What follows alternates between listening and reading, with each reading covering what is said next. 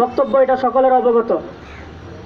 আমরা দেখতে পেয়েছি গত 3 দিন আগে 2 থেকে 3 দিন আগে আমাদের তাবলিগ জামাত, যেটা বাংলাদেশের এমন একটি জামাত যেটার মধ্যে কোনো উশৃঙ্খলতা নাই। তাবলিগ জামাত এমন একটা জামাত কারোর সাথে মারামারি হানাহানিতে যায় না।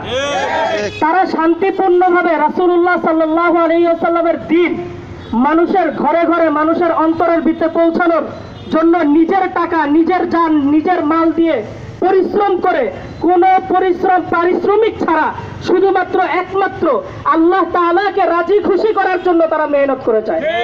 কিন্তু আমরা দেখতে পেয়েছি রাতের অন্ধকারে ঠিক তদ্রুপভাবে যেমন আওয়ামী সন্ত্রাসীরা যেমন হামলা চালিয়েছিল 2013 সালে হেফাজতে ইসলামের উপরে, ঠিক তদ্রুপভাবে রাতের বেলা হাসিনা সরকার থেকে মনে হয় শিক্ষা অর্জন করে এই সাতপন্থী সন্ত্রাসীরা রাতের অন্ধকারে সেই দ্বীনের দায়ীদের উপরে হামলা করেছে।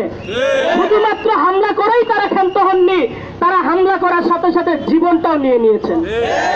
তো কিছুদিন আগে যখন হিন্দুত্ববাদী বাংলাদেশে চড়াও হয়েছিল, একজন অ্যাডভোকেটকে জান নিয়ে নিয়েছিল একজনের, কিন্তু তারা মুসলমানের নামের তকমা লাগিয়ে তারা বিধর্মীদের, সন্ত্রাসীদের উপরে উঠে গিয়েছে, যারা তারা 3 থেকে 4 জনের জান নিয়ে ক্ষান্ত হয়েছে। আমরা স্পষ্ট ভাষায় ঘোষণা দিতে চাই, বাংলাদেশের বিভিন্ন মসজিদে এখনো অর্ধেক সাদিয়ানি, অর্ধেক জুবায়েরপন্থী নামে চালানো হচ্ছে।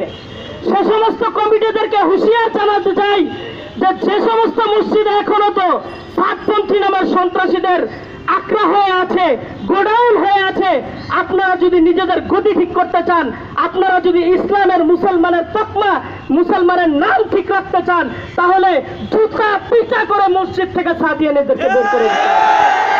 অন্তর্বর্তীকালে সরকারের কাছে আমাদের আহ্বান, জীবন নিয়েছে, জীবনের বদলে জীবন ইসলাম। যদিও এটা গণতান্ত্রিক দেশ হিসেবে পরিচিত, গণতান্ত্রিক আইন অনুযায়ীও যদি কোনো হত্যা করা হয় তাহলে তার পরিবর্তে শাস্তি হিসাবে ফাঁসি দেওয়া হয়। তো আমরা বলতে চাই, খুনি ওসামা এবং যারা সাদিয়ানিদের মূল মাথার চড়াও দিয়ে আছে, তাদেরকে যত দ্রুত সম্ভব ফাঁসির শাস্তির রায় দিতে হবে। মুসলমান 94% মুসলমানের দেশ।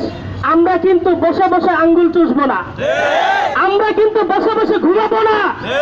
যদি যত দ্রুত সম্ভব শাস্তি না দেওয়া হয়, দরকার হলে যেমন শেখ হাসিনাকে বাংলাদেশ থেকে বিতাড়িত করা হয়েছে, নিজেদের জীবন কুরবান করে দিয়ে হলেও আমরা আমাদের ভাইয়ের রক্তের বদলা নিয়েই ছাড়বো ইনশাআল্লাহ।